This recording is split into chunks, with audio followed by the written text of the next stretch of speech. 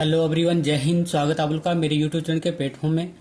आज मैं आपके समक्ष बात कर रहा हूँ 1919 ईस्वी का भारत शासन अधिनियम के संदर्भ में और इस अधिनियम से संबंधित महत्वपूर्ण जानकारियों के संदर्भ में। जैसे कि फर्स्ट पॉइंट है 1919 ईस्वी का भारत शासन अधिनियम क्या है।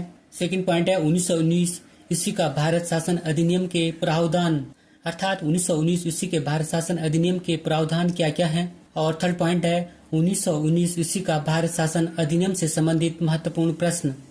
जैसे कि फर्स्ट क्वेश्चन है, इस अधिनियम के द्वारा सिख, ईसाई, एंग्लो इंडियन और यूरोपियों को पृथक निर्वाचन में आरक्षण दिया गया था। सेकंड क्वेश्चन है, भारत में पहली बार महिलाओं को वोट देने का अधिकार किस अधिनियम के तहत दिया गया। थर्ड क्वेश्चन है, मॉन्टेग्यू चेम्सफोर्ड सुधार अधिनियम कब लागू हुआ था। और फोर्थ क्वेश्चन है, केंद्रीय लोक सेवा आयोग अर्थात यूपीएससी की स्थापना किस आयोग की सिफारिश के आधार पर किया गया था।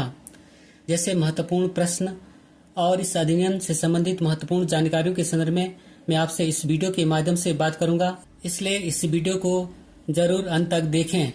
इस नोट के साथ मैं अपने वीडियो को स्टार्ट करता हूं और वीडियो का फर्स्ट पॉइंट है 1919 ईस्वी का भारत शासन अधिनियम।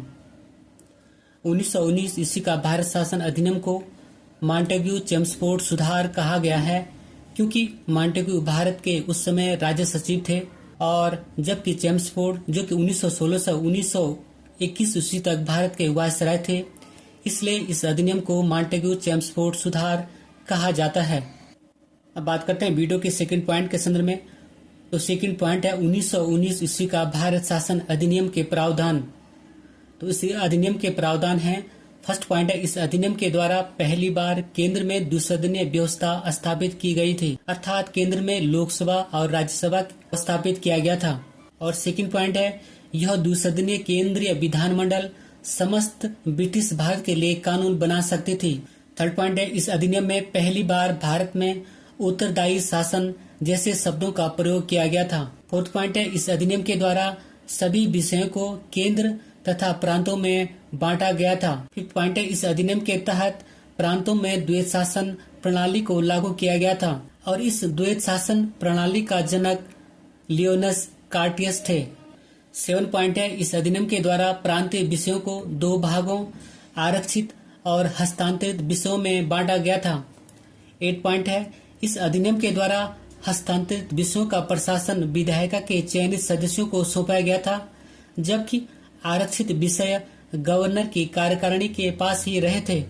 9 पॉइंट है, इस अधिनियम के द्वारा पहली बार प्रत्यक्ष चुनाव प्रणाली को अपनाया गया था। 10 पॉइंट है, इस अधिनियम के द्वारा पहली बार महिलाओं को मताधिकार का अधिकार दिया गया था।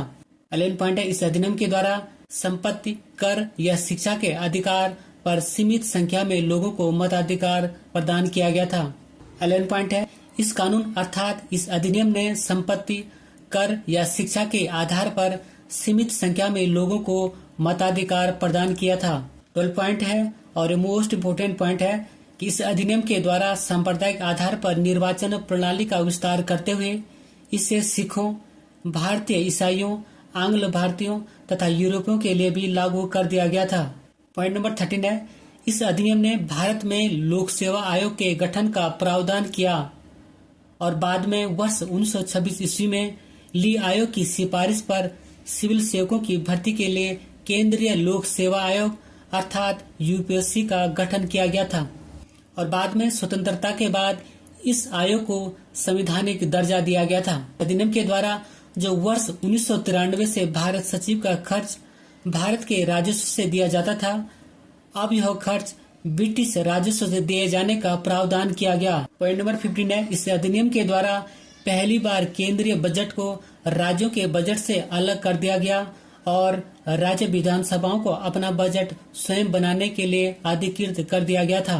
पॉइंट नंबर 16 है, इस अधिनियम के द्वारा भारत सचिव को अधिकार दिया गया कि वो भारत में महालेखा परीक्षक की नियुक्ति कर सकता है। पॉइंट नंबर 17 है, इस अधिनियम के अनुसार वायसराय की कार्यकारी परिषद में 6 सदस्यों में से कमांडर इन चीफ को छोड़कर 3 सदस्यों का भारतीय होना आवश्यक था। अब बात करते हैं इस वीडियो के थर्ड पॉइंट के संदर्भ में। तो थर्ड पॉइंट है 1919 ईस्वी का भारत शासन अधिनियम से संबंधित महत्वपूर्ण प्रश्न जो कि पूर्व की परीक्षाओं में पूछे जा चुके हैं। तो क्वेश्चन नंबर फर्स्ट है, किस अधिनियम को मॉन्टेग्यू चेम्सफोर्ड सुधार कहा गया है?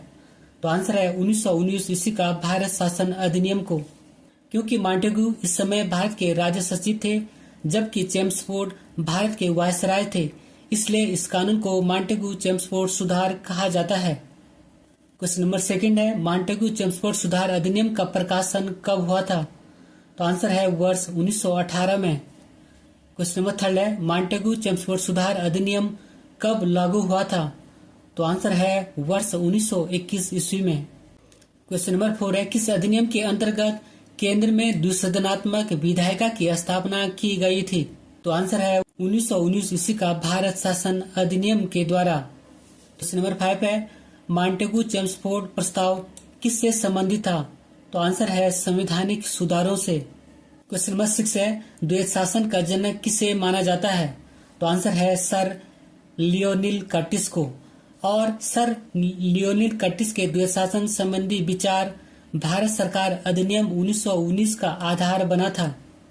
क्वेश्चन नंबर 7 है, भारत में सांप्रदायिक प्रतिनिधित्व का विस्तार किस अधिनियम के तहत किया गया था?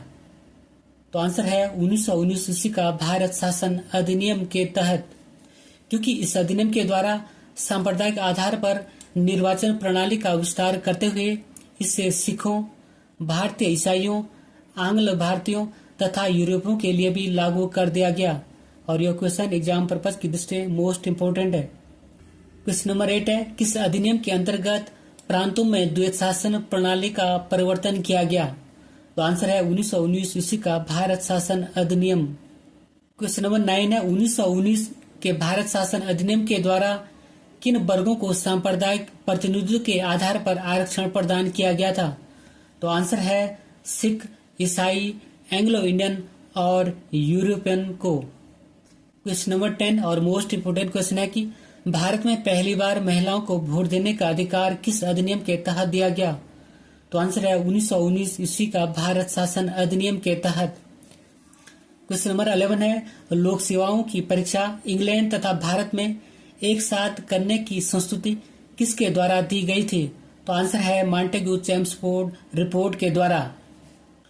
क्वेश्चन नंबर 12 है, 1919 ईस्वी में जब मॉन्टेग्यू चेम्सफोर्ड अधिनियम पास हुआ था तब इंग्लैंड का प्रधानमंत्री कौन था?